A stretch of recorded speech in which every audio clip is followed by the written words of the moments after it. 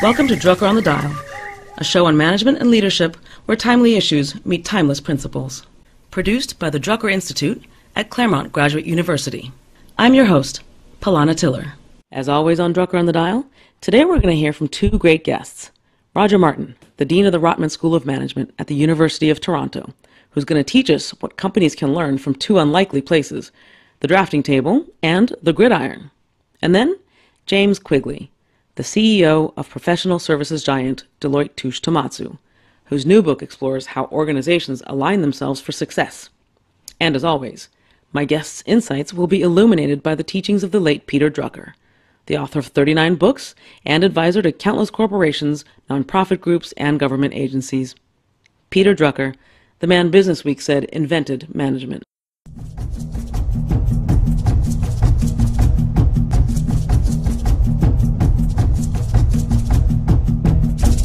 Welcome back to Drucker on the Dial, a show on management and leadership where timely issues meet timeless principles. First up is Roger Martin. Roger Martin has been the Dean of the Rotman School of Management since 1998. He's also the author of several books, including 2009's The Design of Business, Why Design Thinking is the Next Competitive Advantage, and this year's Fixing the Game, Bubbles, Crashes, and What Capitalism Can Learn from the NFL. Martin has been named among the world's top 50 management thinkers by the Times of London and serves on the boards of Thomson Reuters Corporation and Research in Motion. Martin's insights share some interesting parallels with the work of Peter Drucker in areas such as being willing to experiment and always keeping your customer at the center of your business. Welcome to Drucker on the Dial, Roger Martin. Thank you so much for being with us today. Alana, it's my pleasure. I am a huge Peter Drucker fan, so it's a pleasure to be on Drucker on the Dial. So you have a new book out called Fixing the Game, Bubbles, Crashes, and What Capitalism Can Learn from the NFL. And I'd really love to talk to you about that book in just a minute. But I'd first like to ask you to just go back a little bit with us to your older book, The Design of Business, Why Design Thinking is the Next Competitive Advantage.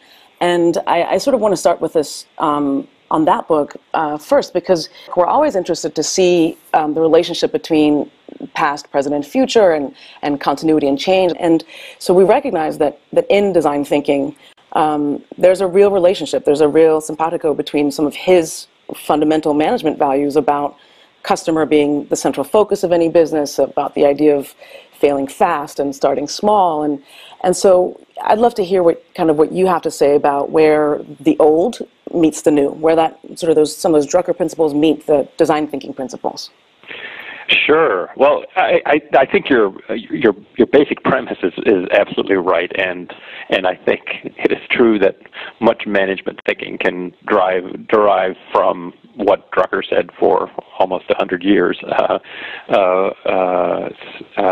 because he said so many foundational things that we now stand on the shoulders of that giant in thinking. And so yes, I think Peter would be simpatico with the customer focus in design of business, the notion that you need to think about the customer first and very holistically, not from a producer standpoint. One of the many things I very much liked about Peter Drucker is he thought not about what was convenient for the producer, the company, but what was absolutely necessary for the customer, and that should drive the company and everything it's about. And in the design of business, I say that as well. The other thing that I think Peter, if you were alive, would be simpatico with is the notion that management is not a completely analytical exercise. So in the book, I make a contrast between analytical thinking, which is using inductive and deductive logic to prove things before doing them, which for some things you can do. When you're honing and refining something that you know well, you can hone and refine it with more analysis. But lots of management is about creating that which does not exist. So listening carefully to customers and hearing enough from the customers to think, you know what, there's something that they don't have that we could produce that they would like. Those things you can never prove in advance, right? And you have to try them. You have to for doing things like that, you can't try something that, if you will open you up to a below the waterline hit. So bet the entire corporation on that guess about what the consumer might want. But that doesn't mean you can't try a little bit of it and see, get the reaction, hone, improve, iterate, and the like. And that's very much the spirit of design thinking, to say, if you're ever going to create something new, that's what you have to do. You cannot do it by way of analysis, nor can you bet the entire company behind an idea like that, but you can still do it. And I think Peter Drucker would agree with that. The idea that you sort of, you start small and you experiment and you revise and improve, and you sort of do it when it's least costly to fail, right? Absolutely. Yeah, I think companies just shoot themselves in the foot when they say it's got to be perfect or we're not going to go out into the market with it. Right. And so they research and research and research and develop and build pilot plants and produce and then they've got a $250 million investment in the product before they launch it, and then if it doesn't sell gigantic qualities immediately, they declare it to be a failure. And I think instead, if you do exactly what you said, which is to try, to iterate, to listen really carefully, and not fall in love with your first product idea, but say, oh, they like this aspect of it, here's how we can improve it. That's the key to success and more profitable success, I think. Mm-hmm. And what's the history behind design thinking and its application to business? When did business start getting turned on to the design concepts? Well, I guess there was this modern phase, which really started, I think, in about 2003, and there were conversations that I had with Tim Brown. I mean, there's also of IDEO fame, and David Kelly of Stanford and IDEO, where design had sort of, in business, had gone away from just the designing of products to the designing of services, to the designing of user experiences more broadly. Mm-hmm. And what some of us started to say is, well, it's not the thing that they teach in design schools, designing of a product. It's a way of thinking. Mm-hmm. And that's when we started calling it design thinking. And that at least first happened for me in 2003, and then the movement kind of exploded from there. Bruce Nussbaum at Business Week was a big proponent of it, and so I think it's about it's a 7 or 8 year old phenomenon. Though there were aspects of it before. I'm not saying that's the absolute start of it, but that's sure. Really when this more recent kind of infusion of it into the more the mainstream of business dialogue happened. Yeah. Do you have any stories to share or examples of companies that you've either worked with or studied where you've seen this in action? Can you take us through any little stories or examples of the practice of this? Sure. Well, a good friend of Peter's, A.G. Lafley at Procter & Gamble, when he took over as CEO, said, we're going to make this a more design-oriented company. And so I actually worked closely with him and a wonderful woman named Claudia Kochka, who was his first ever VP of Design, Innovation, and Strategy. And what AG realized is that while P&G was very inventive, it often invested internally before going out to the customer, and so we wanted to bring more of this sort of iterative experience to bear. And the other thing that I guess he and I and Claudia discovered together is that there's a problem to thinking you know your customers too well, and you don't necessarily listen with very, very open ears to things that are surprising about customers. Mm-hmm. They say, I know them so well, they won't surprise me, so why should I worry about being surprised? So it's sort of self-sealing. And what he wanted them to do is get out of that mode of kind of thinking you know everything about the customer, but rather going out and hearing new things with an open mind.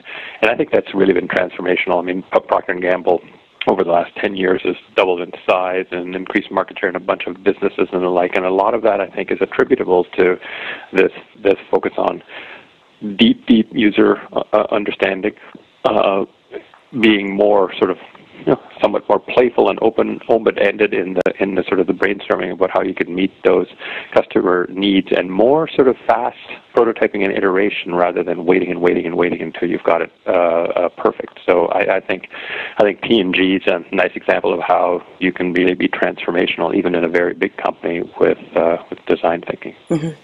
We've been tracking design thinking a little bit here at the Institute, and in fact, we've been kind of experimenting with using it internally in some of our programs and some of our decision-making processes. Yeah, it's been really interesting.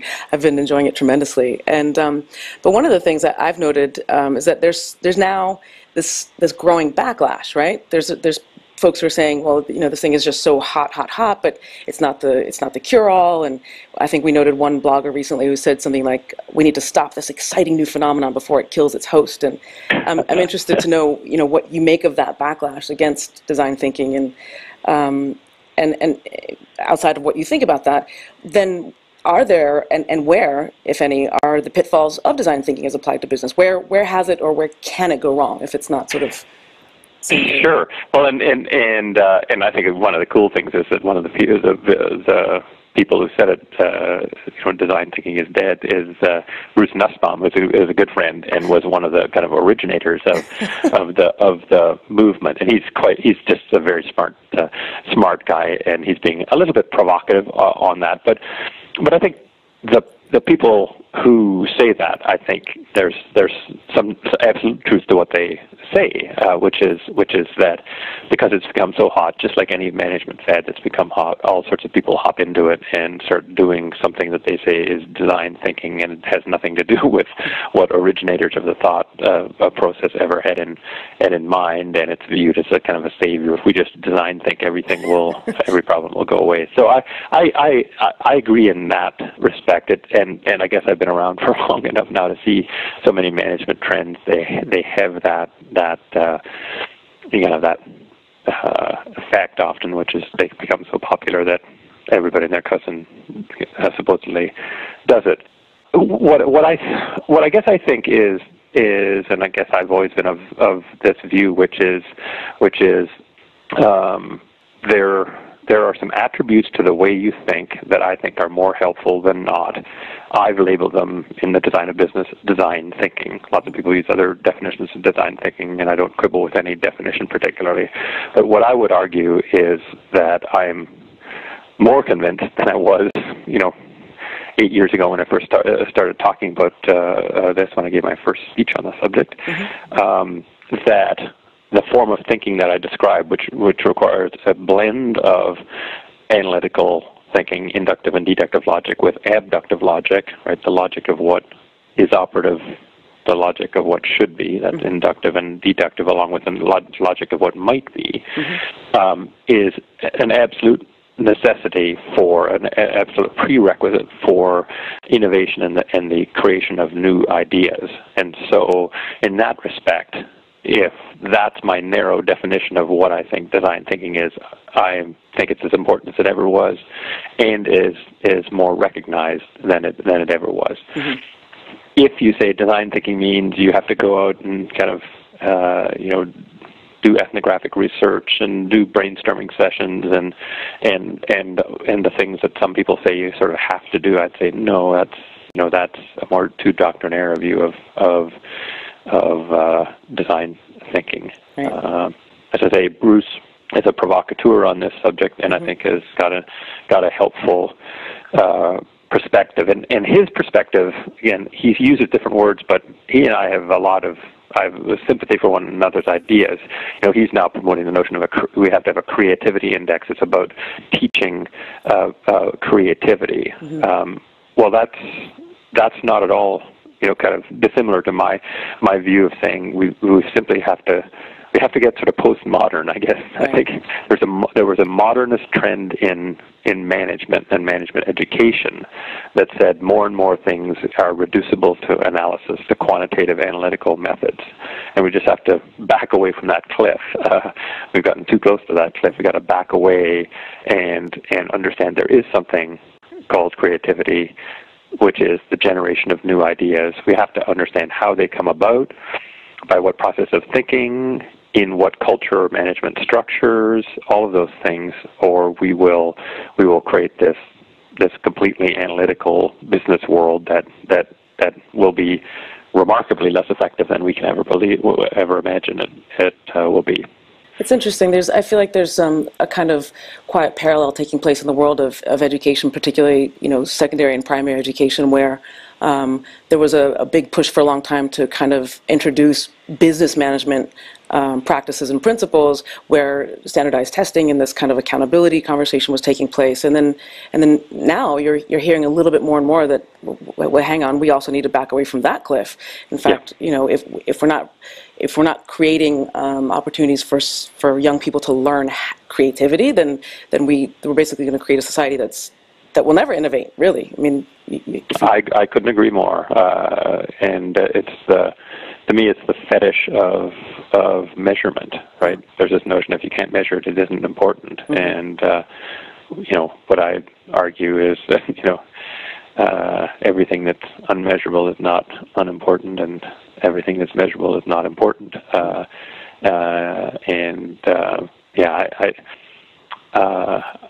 I believe that the world of education has become far too much about the manipulation of quantities.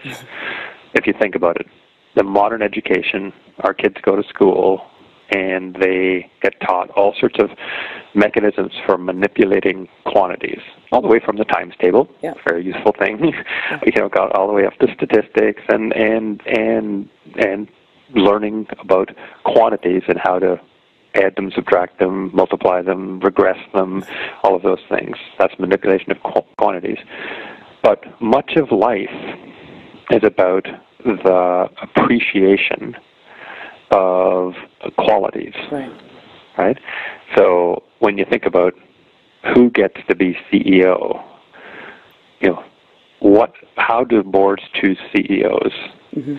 I think they choose them, and I've been up close watching this for a long time, more on the basis of, can this person lead his or her management team? Do they want to work for him or her? Are they motivated? What's that about? Right. Qualities. It's about appreciation of qualities, being able to say the quality of this person's management style produces an output that we really like. Where are the numbers in that? Mm. You can't go to people and measure and say, do you like him? Did you like him 8 times, 9 times, 27 times? No. Right. And if you're going to be a good board, you have to be able to assess the qualities of your CEO candidates and decide which is the best one. Right. Where do people get trained in that anymore? I literally, where do they get trained? Mm-hmm. They get told, you better drop, frivolous subjects like art and English literature and poetry and all that crap as soon as possible, right? Right. That's where you learn. All that crap is where you'll learn all of your appreciation of qualities. Right. So yeah, I think we've got to go, buck the modernist tradition on that front too, or we'll produce the world that we're teaching for, right? Yeah. So if all of these people who can manipulate quantities go out into the world, what will they do? Right. Manipulate quantities, and then what will it take to get you ahead in that world is being really good at the manipulation of quantities, and what will the result be? A dreary, bland, nasty, brutish, and short life. You remind me a lot of Drucker's idea about management as a liberal art, and that the two of them have to have a relationship. Management education has to draw from the liberal arts, and the liberal arts can also integrate management thinking. And as you talk, you remind me of that. This idea of Drucker's, where he was trying to reach executives and managers and leaders to help them improve their practice in a really tangible way. Like his work isn't purely scholarly, and just looking at the breadth of your work, it's evident that it's not purely scholarly. It's about practice and actually being in the field. And when you think about changing behavior or helping leaders improve their practice, what would you say then is your formula or your recipe? What have you come to?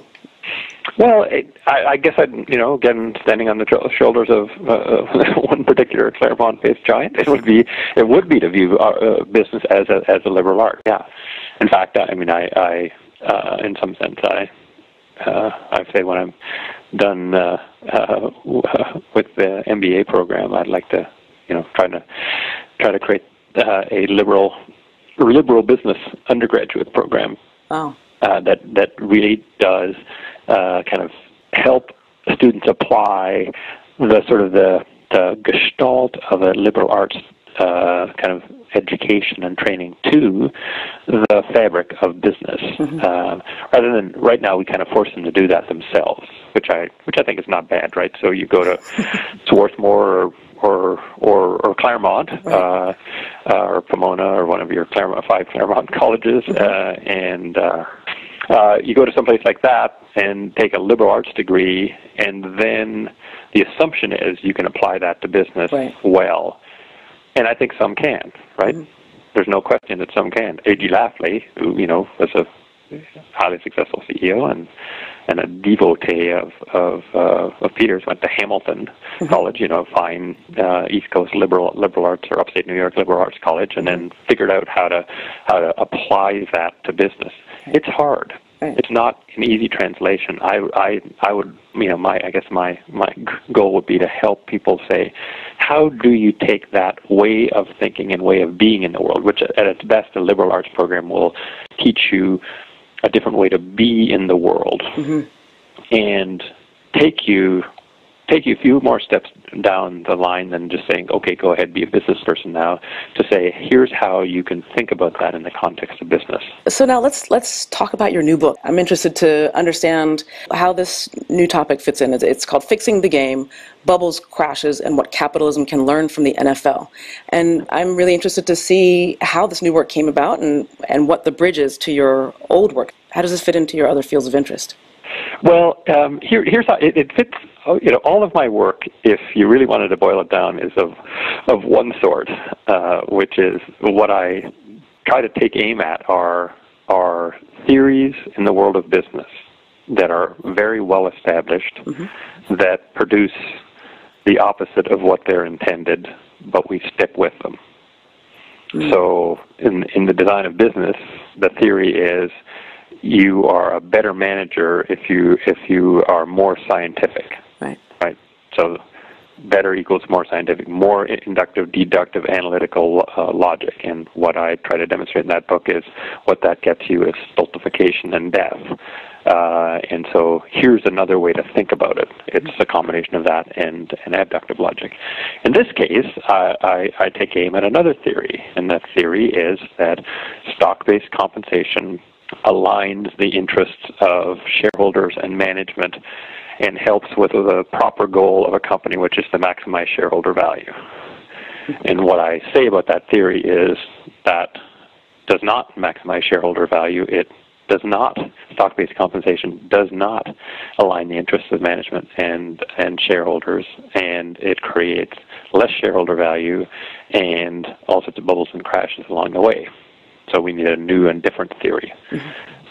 So it's consistent in that way, which is says there are these theories that just become ingrained, and they're just they don't stand up to scrutiny if you scrutinize them carefully enough. So in this case, and I wrote a precursor article called The Age of Customer Capitalism, that the sort of HBR article is, the book is essentially an exposition of that says, rather than maximizing shareholder value, you should have as a goal to maximize customer delight. And if you do that, kind of guess what? You will actually have as an output of that having shareholders do really well. But if instead you say, I'm all about maximizing shareholder value, then you're less likely to take care of customers the way you need to take care of customers for shareholder value to be increased, if not maximized. Right. So it is Drucker-esque in that sense.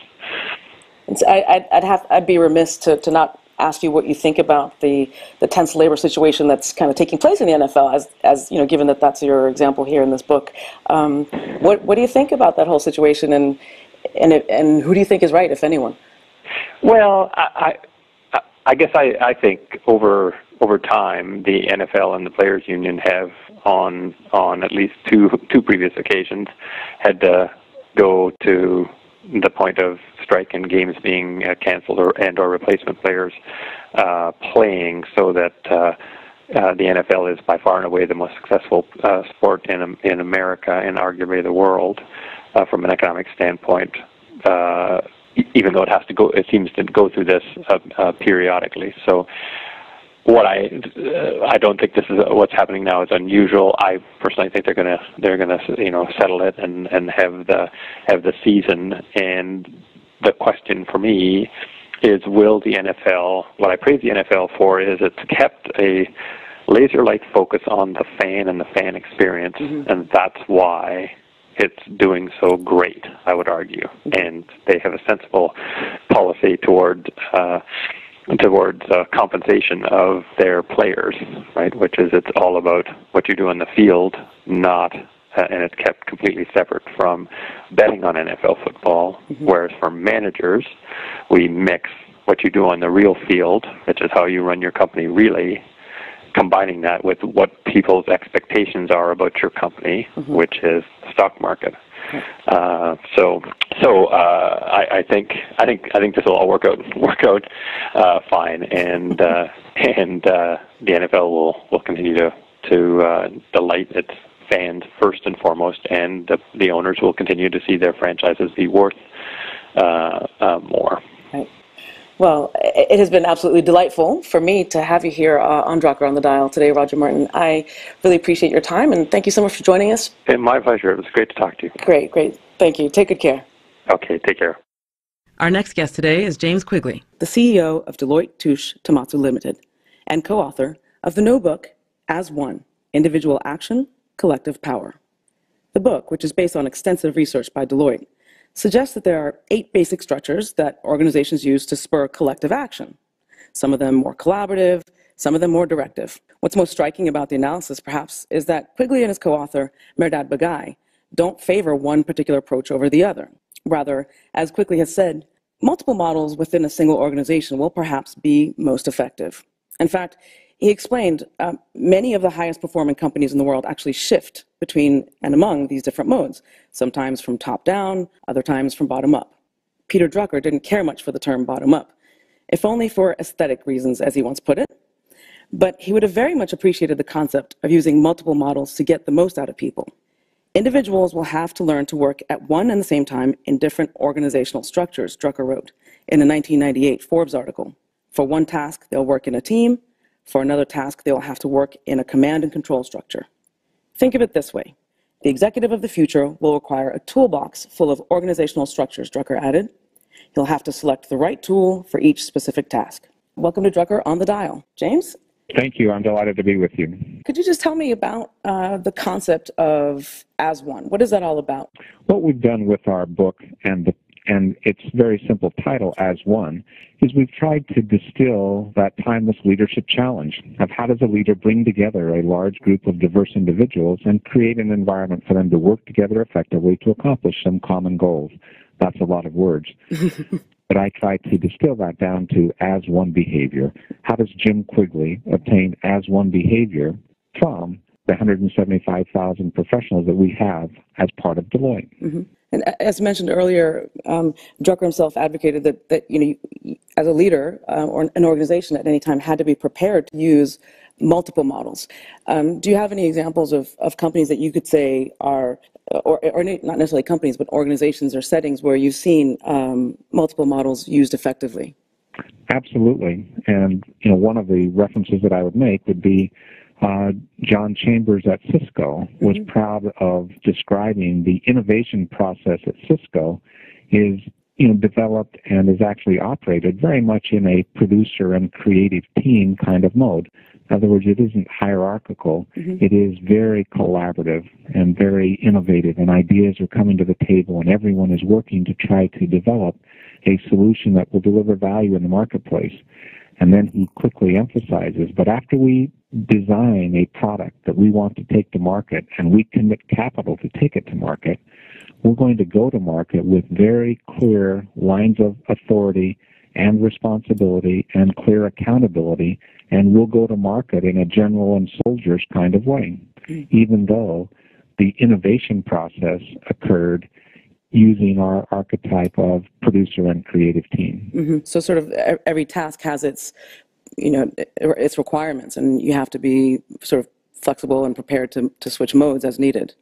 Absolutely. And another example that I like to use is the whole notion of conductor and orchestra when it comes to being highly directive for some micro or sub-tasks. If I were responsible for the compliance activities at a financial services enterprise, and compliance and a compliance failure was a huge problem for the brand and for the permission to operate, I would run in a highly directive way my compliance activities. And I might, in fact, use the conductor and orchestra archetype as a way to drive that discipline and drive that Six Sigma performance related to compliance with those particular micro tasks. And I gather that this tool, this series of metaphors, was developed to look at organizations in general, but I'd be curious to know how your organization, how Deloitte has maybe internally responded to this concept. Have you put any of this to work, or have you had discussions around this internally? I think I read somewhere that you did some surveying internally and were sort of surprised by some of those results. Could you tell us a little bit about that? We absolutely have taken our As One diagnostic and used it to help us become more effective at implementing our strategy. And what the diagnostic does is it gives the leader the opportunity to really truly understand what his team is thinking as it relates to key elements of the strategy. And so as part of our strategy refresh at Deloitte, I used our As One diagnostic to be able to assess key elements of the strategy that were important to me and that I wanted us to see us be able to elevate our performance and our commitment and our execution. And so to understand where on those key elements my partners lined up with in terms of absolutely committed versus supportive versus unaware or versus not supportive. How did it turn out? Well, what happens for me, I'm a client service maniac. I mean, I'm really focused on client service, and so I just assumed, which is one of the problems that I think a leader can have, you assume that everybody views client service exactly the same way you do. And so when I went forward with my directional intensity question that was intended to give me some assessment of how aligned are we and how committed are we to execution, and I asked, are we committed to deliver the Deloitte client promise in a borderless fashion every time on each client engagement? And I was expecting that 98% of my partners are going to say, absolutely, we're committed to that. But what you actually discover when you look at the results and understand how your partners are really thinking, maybe only 45% identify themselves as absolutely committed. Maybe another 25% are going to say we're supportive. Wow. Another portion might say they're undecided. But understanding and informing the leader of where the team is with respect to some edgy, challenging, strategic questions you can put forward absolutely informs the strategy implementation process. And, in my view, elevates the effectiveness of the leader in their ability to execute strategy, to understand where the team really is. You mentioned that some situations call for the top-down command and control management, and I think for most people today that they sort of have a knee-jerk reaction to that idea. They frown upon it, especially in the day of the knowledge worker. I mean, it just sort of doesn't seem very 21st century, right? But what situations would you say then that does work best in? When do you have to have that general and soldier model? Well, as I said before, I believe with respect to compliance activities in a regulated environment, having Six Sigma performance is essential to preservation of the brand and the right to do business. And large numbers of compliance deviations or compliance failures will absolutely impair the ability of the enterprise to be successful. And so to be highly directive related to selected compliance activities, when you think of a highly regulated industry or one where safety is so essential, right. Having high levels of compliance are essential. Right. The other way that I like to illustrate that when I'm using the art of exaggeration in a highly simplified fashion is if the fire alarm sounds, I don't want someone to try to use social media to decide should we use the stairs or the elevator. I want the fire marshal on this floor to clear this floor, right. and I want this floor cleared in a highly directive way. Right. And I want people to go to the area that's been designated for assembling. Why do you think people are so reflexively against that model, though? I mean, I feel like time and again I hear that that's sort of the least favorite model that people like to work in. What do you think that's about? Well, I think that we all like to feel that we control our own destiny, and we like to, be our own person, and we don't necessarily want to feel that we are robots being asked to comply with highly directed instructions that we might receive. And what we believe is that there are absolutely instances where a directive model is both needed and most effective. But we don't believe that a one-size-fits-all, so that if, as a leader, you have a fundamental directive style as part of your core, there will be times when you're not going to be able to get the very best out of your team, where you're going to want to use a collaborative, democratic kind of process. And I think it's best illustrated when you think about innovation, and you're trying to get many ideas to the table, and you're trying to challenge the fundamental way in which business is being done. Many are fond of saying that each business is perfectly structured to deliver the results it's delivering. But if you actually want to bend that growth curve, or you want to move the performance to a new level, you need to do some things differently. And in order to then be able to be innovative about the approach that you're going to take to management or to leadership or to fundamentally operating the business or doing performance management with respect to your professionals, you need to be able to allow new ideas to come to the table. Right. And the best way to get those new ideas to the table is through a collaborative, participative, very democratic kind of process. Do you have a default mode? I default to architects and builders. I like to lead with the power of ideas, and I like to put forward bold and ambitious plans and objectives, and then I like to empower my team to actually work together to use their skills, their ability, and then elevate their individual performance to work towards some ambitious goals and objectives. And bringing forward in an architect and builder kind of mode works well for me. I think that's a great way for a leader to be able to try to pull his organization. And I also like to use the metaphor of freedom within a frame when you talk about that.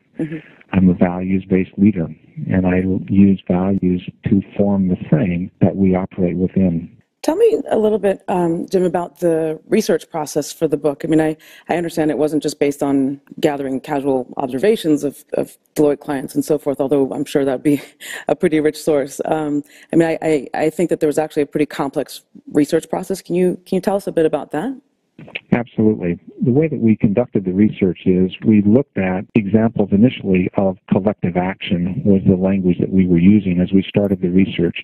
What are some of examples of effective collective action that we've seen either in history, in science, in business, and what can we learn from what was required to be able to obtain effective collective action from a large group of people? And then as we got into the business case studies and we looked at 60 individual case studies that we believed illustrated effective collective leadership or collective action inside that enterprise. And then we looked at about 100 attributes for each of those case studies. And then we used data analytics and self-organizing maps to create these 8 archetypes that we have described in the book and then illustrated through the book with each of the elements that are needed to have in place in order for that model to be most effective. And this was about a 2-year research project, and we had, over the course of the 2 years, we had about 30 professionals that were part of the team. Wow. And we ran the research effort as a series of 90-day sprints. And so it was done in a serial fashion with 3 to 5 professionals in each of those 90-day teams. Were there any big surprises to you through this process? Was there something unexpected that you learned through this project? One of the things that I was delighted with, frankly, was that leadership and the ability to obtain as one behavior or effectively exercise collective leadership is dramatically more complicated and nuanced than simply a binary mode, which I believe much of the business leadership literature articulates. It is a command and control, or collaboration is how many books have been written. And I think that it's much more complicated than that and much more nuanced, and thus our 8 models. It's such an interesting idea, and they all sort of resonate for me as I look through the book about different times and places where I've either led in a certain way or been led in a certain way. But I have to say, I also think it's a really attractive book. Now, we do like the look and feel, and we are proud of the design. It's beautiful. And we also believe we've got some new ideas with respect to collective leadership and this timeless leadership challenge of how does a leader bring together a large group of diverse individuals, create an environment, and cause them to work together effectively to accomplish some common goals. The timeless leadership challenge. Well, congratulations on this book, Jim, and thank you so very much for joining us today on Drucker on the Dial. We really appreciate it. Great to be with you today. Okay, take care. And now, Rick Wartzman, the Drucker Institute's Executive Director, with an excerpt from his biweekly column, The Drucker Difference. When Cisco Systems Chief Executive John Chambers told employees in April that the networking equipment maker had lost its focus, it was an acknowledgement that yet another corporate giant had been seduced and set back by the tantalizing prospect of unremitting growth. They're realizing that growth for growth's sake is not working for them, Brian Modoff, a Deutsche Bank securities analyst, said after Chambers issued a memo calling for more internal discipline at Cisco. Starbucks, of course, succumbed to the same siren song. Growth became a virus inside the company, the coffee chain's founder and CEO Howard Schultz declared recently, as he described his efforts to recapture the spirit that Starbucks had when it was less expansive. And Toyota similarly lost its way, a subject that I first explored back in 2007 when I suggested that Peter Drucker would have strongly advised the car maker to start rededicating itself to quality over quantity. There are few exceptions to the rule that today's growth company is tomorrow's problem, Drucker wrote in his 1973 classic, Management, Tasks, Responsibilities, Practices. Given these cautionary examples and Drucker's feelings on the matter, I was a bit surprised by the latest CEO survey from the Conference Board, which revealed business growth to be the #1 challenge that executives say they're looking to tackle. Companies are revving their engines for growth, the Conference Board noted in its accompanying research report. For the more than 700 CEOs polled, it's all about reorienting their organizations toward growth after years of hunkering down to combat the effects of the global recession and, in some cases, to fight for survival, the report said. Customer relationships, something that Drucker always put front and center, came in at number 7 on the list. Innovation, which Drucker believed was the lifeblood of every organization, ranked just 4th. Rounding out the top 10 challenges that the CEOs identified were talent, cost optimization, government regulation, corporate brand and reputation, sustainability, international expansion, and investor relations. And yet, as worrisome as this may seem on its face, it's crucial to understand that Drucker wasn't anti-growth. Growth, he wrote, will continue to be a desirable and indeed a necessary business objective. Without sufficient growth, after all, it can become impossible for a company to bring in skilled employees looking for opportunity and excitement. Once a company ceases to attract and to hold competent people, dry rot has set in, Drucker warned in The Frontiers of Management. The key is to ensure that the growth is healthy. To achieve this, a management needs a rational growth policy, Drucker explained. A management needs objectives that are based on more solid grounds than the desire to grow or the promise to grow. The process begins with a question, according to Drucker. What is the minimum growth the company requires, without which it would actually lose strength, vigor, and the ability to perform, if not to survive? The answer, he said, should tie into the growth rate of the market or markets in which the enterprise competes. A company needs viable market standing, Drucker wrote, otherwise it soon becomes marginal. It becomes the wrong size. It may eventually become extinct. Another consideration. Growth in volume is, in and of itself, pointless.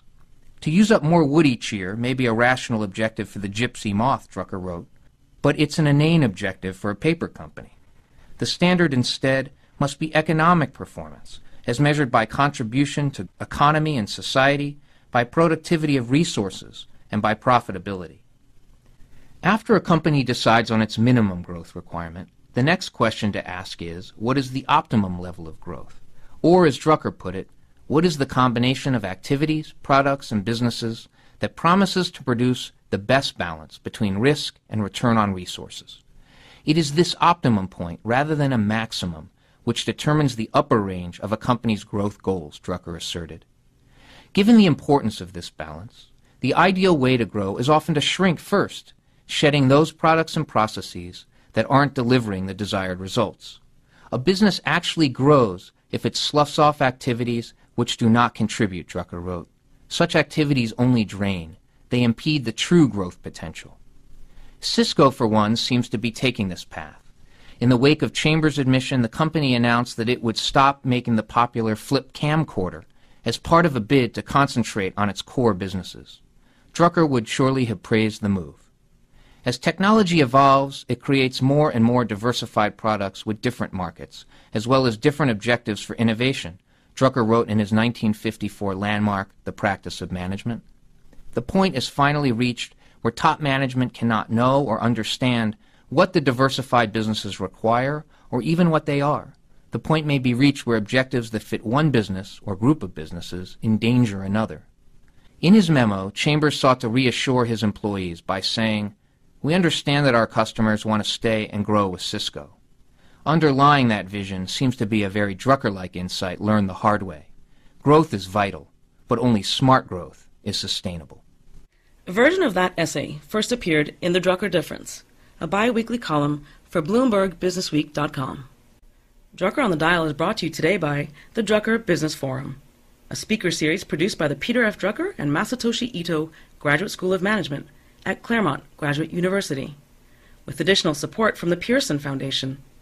The series is co-presented by 89.3 KPCC, Southern California Public Radio. Thank you for tuning in to Drucker on the Dial. As always, you can follow our ongoing conversation about leadership and management at our daily blog, The Drucker Exchange, at thedx.org, thedx.org.